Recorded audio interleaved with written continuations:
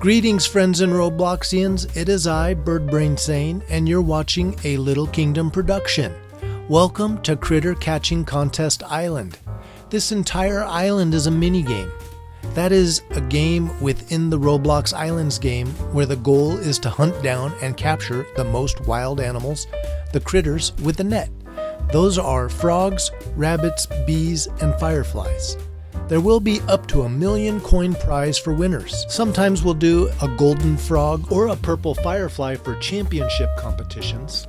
In this video, you are being invited to come and play for fun and prizes. Watching the video and joining the Little Kingdom Discord is required for anybody who wants to play, and I hope you do. So make sure to watch to the very end to get all the needed information to have fun and even some tips to win. Here we are at the entry control point, the spawn point, to Critter Catching Contest Island. This is where you first spawn into the island. Read the signs to remind you of how to play. This first sign says, check in at the desk. Here, you are greeted by one of the owners of the island. They make sure that you're registered to play, meaning you've watched this video and joined the Little Kingdom Discord. An invitation link to that Discord is in this video's description. The Discord will have game announcements and get players pre-registered to play. We can have up to 10 players in each game, and we'll play them as often as we can. Spectators are also welcome to join. Players are directed to the locker room area, and spectators are directed to the spectating areas on the outside of the playing field. Hello, Ichabod. Are you ready to play? Yes! Please, go to your locker room. This door is a player entry only. Visitors, spectators must stay out. This leads to the locker room and the playing field. I'll just watch. The spectator areas surround the entire playing field, and spectators can go to the left or the right, whichever they prefer. And then just circle around the field as they watch people compete to catch the critters. Let's head up to the locker room area and you'll see how we complete the player's check-in. If a player forgot to bring their net, we do offer them here, but it's highly recommended that you bring your own net from home, as well as empty all the critters from your backpack at your base. Just put them in a chest at your home, because here we're going to show you how we make sure the game is fair. Follow me. Players must follow their escort all the way to their locker room.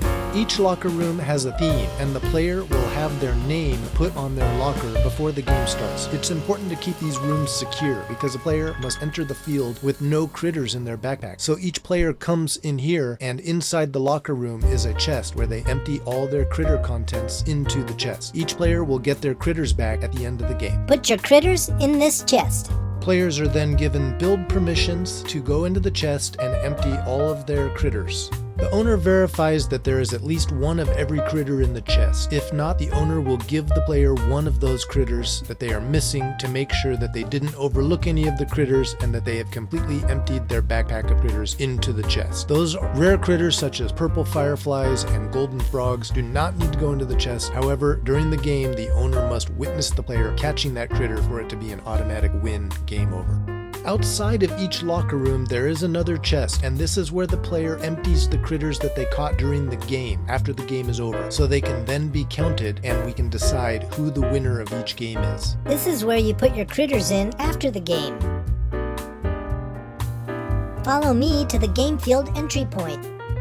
When all players are ready, they are assembled at the game field entry control point. That's what this room is here. One round of the game could last an entire day-night cycle, which in Roblox Islands is 20 minutes. The game may also be called by the owner if for any reason they decide the game ends. The more players there are in the game, the longer the game will be most likely, but it should never be longer than 20 minutes. The rules are simple. The owner calls the game to a start when all players are ready and they open the door and they jump into the playing field. They are then given build permissions, and they continue to have build permissions as long as they stay on the playing field.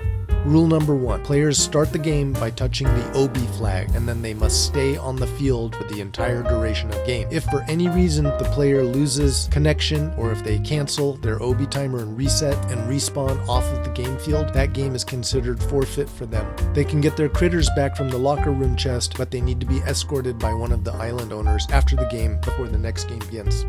Rule number 2. No building random towers. Players can place a block or two here and there to assist them in catching a bee or a firefly if necessary, but if the owner decides that they are building towers for no reason, just randomly building towers, they will have their permissions taken away and could even be kicked from the game, and then that game is considered forfeit. They must rejoin and ask to have their critters back again before the next game starts. Rule number 3. Players may spleef each other, but sparingly, and only if it's for an advantage to try to catch one of the critters. No making large random holes for no reason. If the admin sees a player just tearing up the field, that player will have their build permissions taken away or even kicked, and if they're kicked, then again they have to rejoin and request to get their critters back, as long as that's done before the next game begins.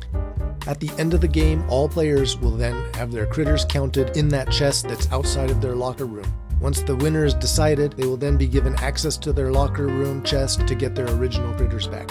So here in this game, you can see that over the playing field, dropping critters into the game as they get depleted. I think we can only have 3 or 4 frogs and 3 or 4 bunnies out at one time.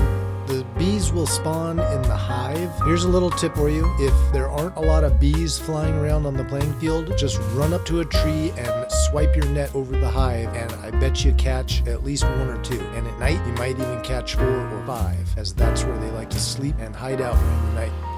I'll be posting a transcript of the rules in the Discord. As of now, we're deciding that all critters are worth 1 point, but fireflies will be worth a little bit extra, especially if there are colored fireflies. Check that out in the Discord. Remember to join, leave a message that you want to play. If you haven't already subscribed to this channel, do that, and please like this video. We're going to be recording each of the games and probably live streaming them as well, so this is going to be a lot of fun, and I hope you enjoy. Thank you so much for watching. Remember to have fun and keep it imaginary.